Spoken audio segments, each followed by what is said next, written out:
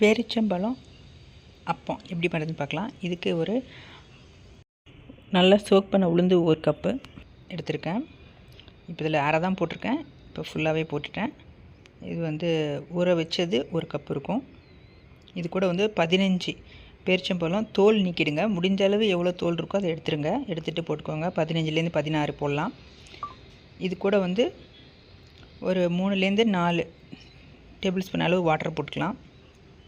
அப்புறம் சர்க்கரை ஒரு 3 to 4 டீஸ்பூன், 2 டீஸ்பூன் கார்ன்ஃப்ளவர் சோள மாவு எடுத்திருக்கேன். அப்புறம் ஒரு உப்பு கொஞ்சம் போட்டுக்கலாம். இப்போ உப்பு கொஞ்சம் போட்டுட்டு ஏலக்காய் 1 நல்லா அரைச்சி எடுத்துருங்க.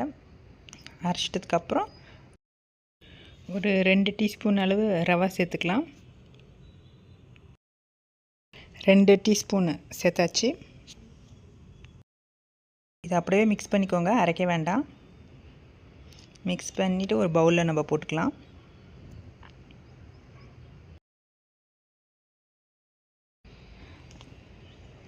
கொஞ்சமாக நெய் இல்லைன்னா எண்ணெய் எது வேணால் நம்ம போட்டுக்கலாம்.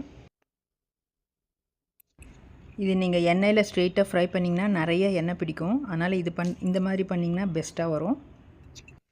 சிம்மில் வச்சுக்கோங்க ஃப்ளேமை. ஹீட் ரொம்ப கம்மி ஹீட்டில் வச்சுக்கோங்க. ஏன்னா இது நம்ம பேரிச்சம்பழம் போட்டுக்கிறதுனால சீக்கிரம் இதாகிடும், ப்ரௌன் ஆகிடும்.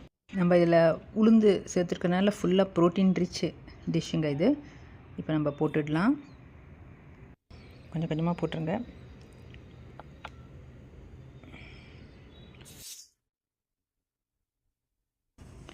நல்லா டேஸ்ட்டாக இருக்கும்.